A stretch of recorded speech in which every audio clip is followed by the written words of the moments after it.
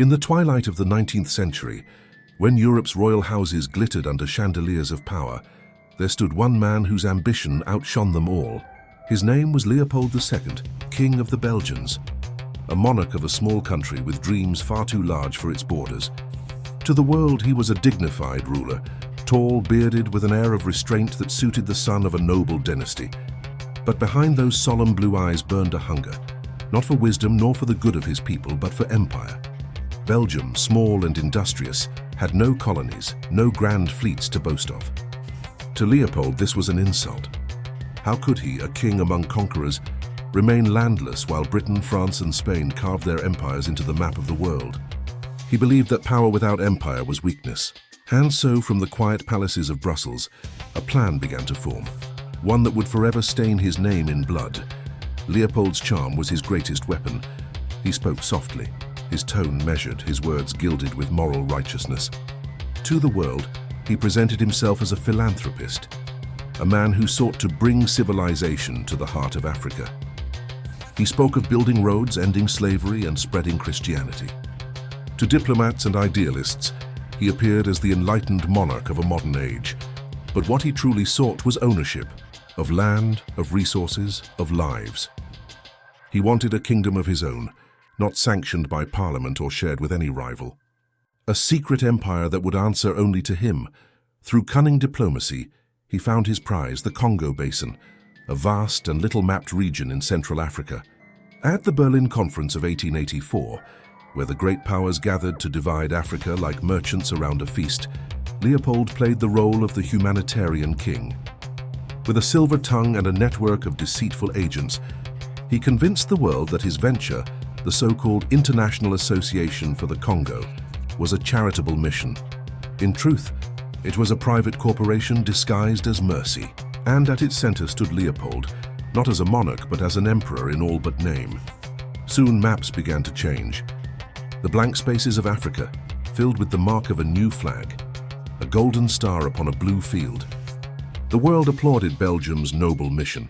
Newspapers called it the white man's burden fulfilled, and Leopold smiled, knowing that his empire had been born without firing a single shot in Europe.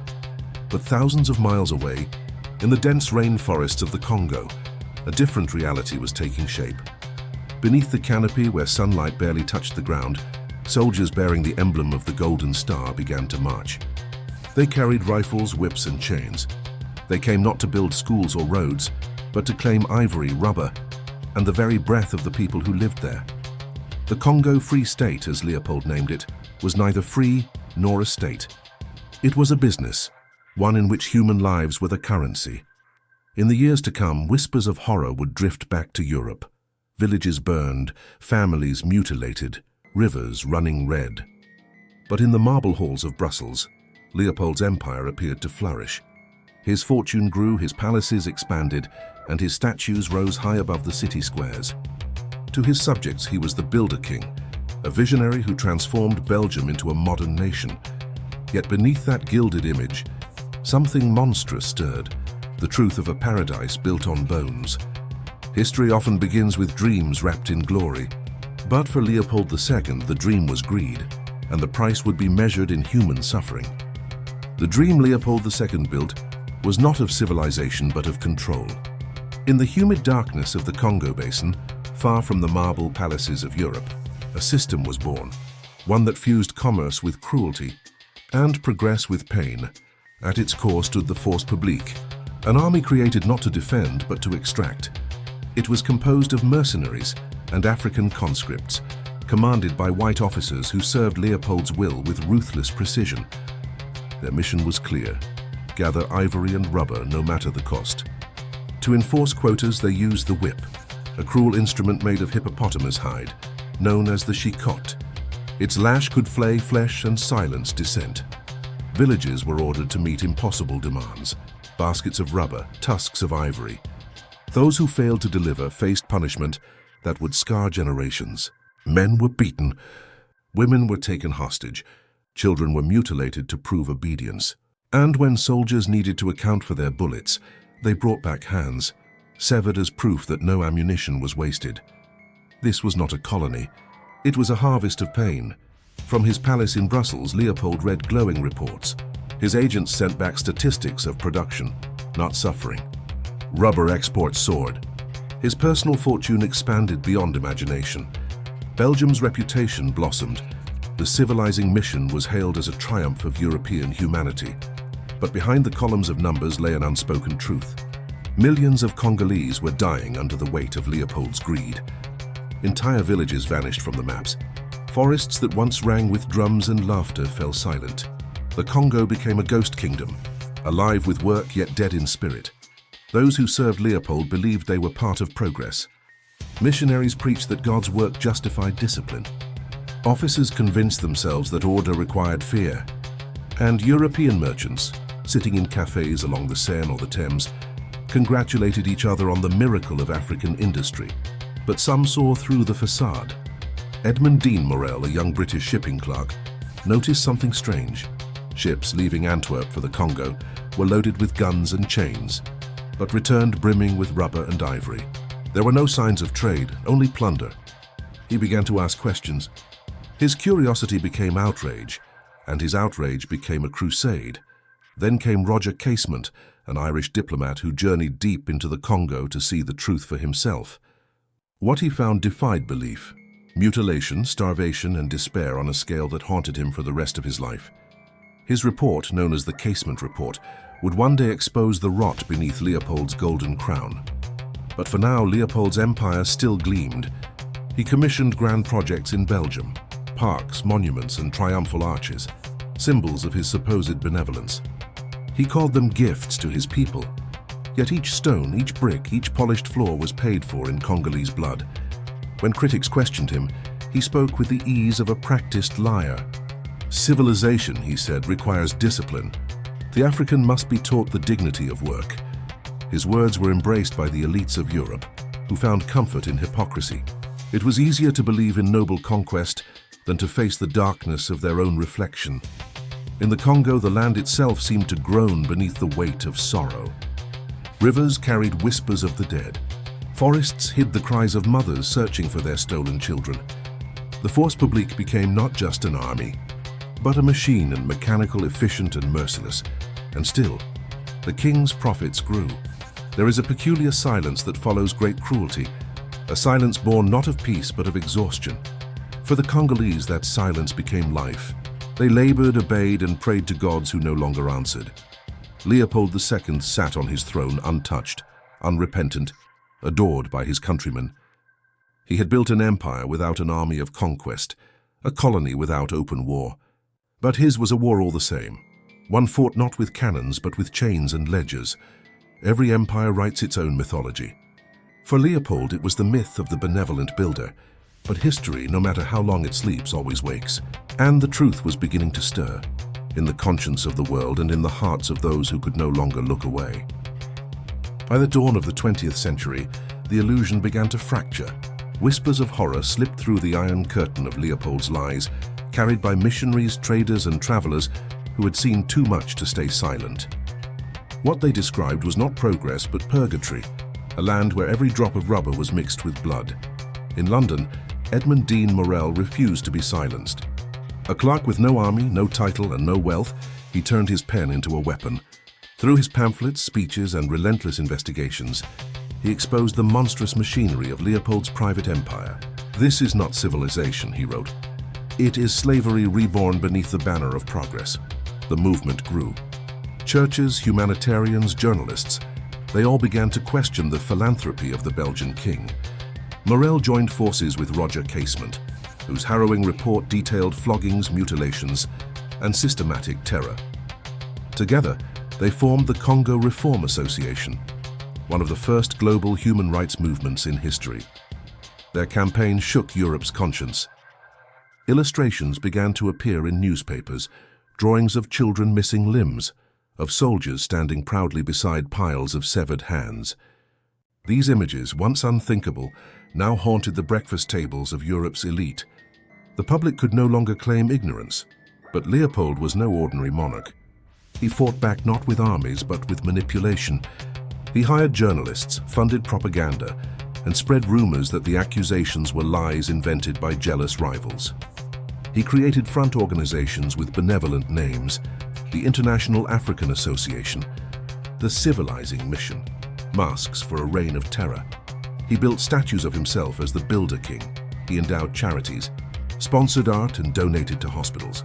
Every gesture was a shield against the truth. Yet even as he tried to silence dissent abroad, his empire of cruelty began to crumble within. Reports from the Congo reached diplomats and governments. International pressure mounted. The British Parliament debated his crimes. The United States, newly emerging as a global power, expressed unease at the hypocrisy of a European monarch preaching civilization while practicing barbarity. Inside the Congo, the people felt the slow tremor of change. Soldiers began to defect. Missionaries documented evidence more openly. The silence of terror began to break, and with every photograph, every testimony, the mask slipped further from Leopold's carefully sculpted image. In Brussels, the king raged. He called Morel a fanatic, Casement a traitor, and the reformers enemies of progress. But no fury could stop the tide. The more he denied, the louder the truth became. Casement's words echoed across Europe. No man who has seen the Congo can ever again call himself civilized. The statement was a mirror, not just to Leopold, but to the whole of Europe. The so-called Age of Enlightenment had built its wealth on the broken backs of those it deemed inferior. The Congo was only its most perfect mirror. In 1903, after years of advocacy, the British government demanded an international inquiry. Leopold stalled, resisted, and sabotaged at every turn, but the tide of moral pressure was too strong. The commission that eventually arrived in the Congo confirmed what reformers had long said: systematic atrocities, forced labor, and mass killings. Leopold's empire began to rot from within. Investors grew nervous. Politicians whispered. Even the Belgian public, once proud of their colonial mission, began to question what kind of civilization was built on bones, and yet Leopold refused to yield. His greed was too vast, his pride too deep. He sold himself as a misunderstood visionary, a man whose good intentions had been distorted by envy. Even as the bodies piled higher, he claimed to have brought light to Africa. But history had already made its choice. The outcry of conscience had grown too loud to silence. Writers, clergy, and activists from every continent joined in condemnation. They called for reform, for justice, for humanity. Leopold's face, and once admired, now appeared in political cartoons as a vulture draped in royal robes, clutching the Congo in his talons. The public opinion that once crowned him now turned to ash. Still, the suffering continued. The machine of extraction did not stop overnight. The force publique still marched. Villages still burned. The Congo's pain lingered, even as the world debated its salvation. But in the streets of Europe, in the lecture halls, in the press rooms, something irreversible had begun. For the first time, the cruelty of empire was being held to the light. The myth of benevolence was cracking, and though Leopold's hand still signed decrees, the world was watching, and history was taking note, because no king, no matter how powerful, can outlast the truth. By 1908, the shadow that King Leopold II had cast over Africa began to curl back toward him. The facade of benevolence, the statues, the charities, the pious speeches, could no longer hide the truth bleeding from the heart of the Congo. Europe had turned its gaze upon him, and for the first time the Builder King stood naked before history. The reports were damning.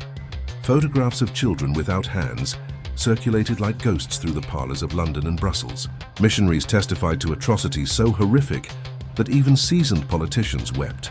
The stories of entire villages wiped out in the name of rubber profits broke through the walls of denial. And while Leopold raged in his gilded palace, his own people began to murmur the unthinkable, that their king was a butcher in disguise. Leopold tried to fight back with his last and greatest weapon, deception.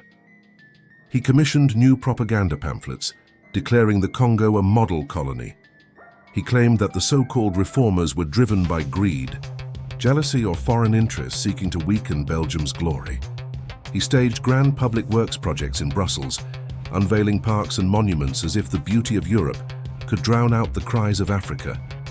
But the noise of truth was louder. Edmund Dean Morel and Roger Casement would not relent. Their words found their way into every corner of the world, from the United States to the British Parliament, from France to the Vatican. Every article, every speech, every photograph became another stone hurled at the mask of the king.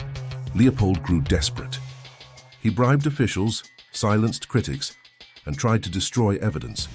He ordered that archives be burned, letters shredded, and records buried.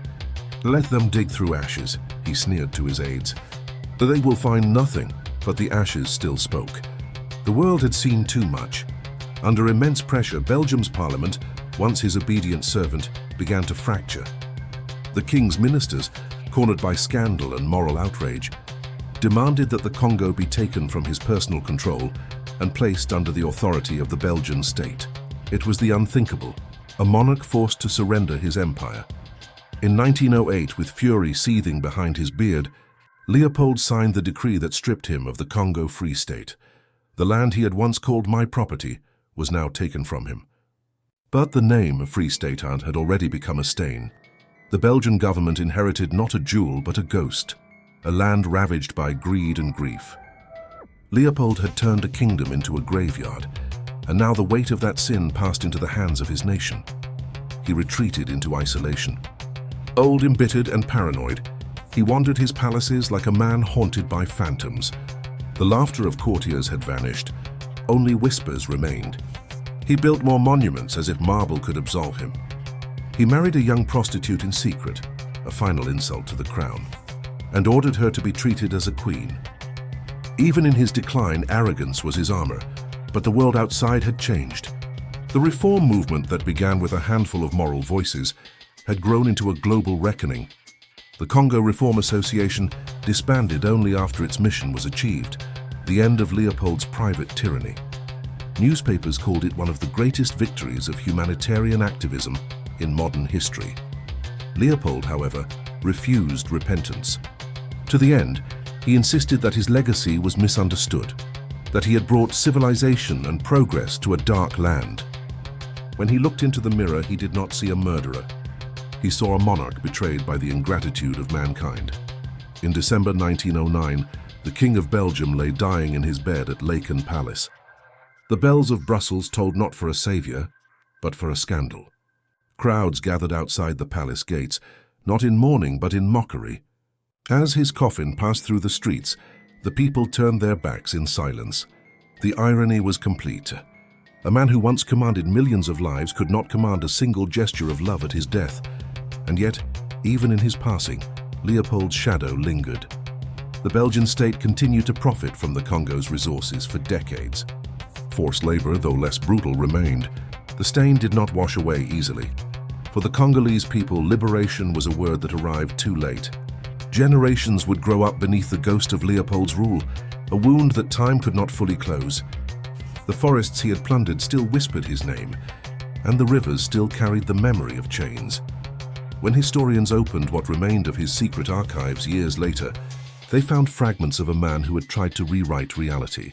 Notes scrawled in the margins, orders written in fury, denials dressed as justifications, a portrait of delusion more chilling than any court document.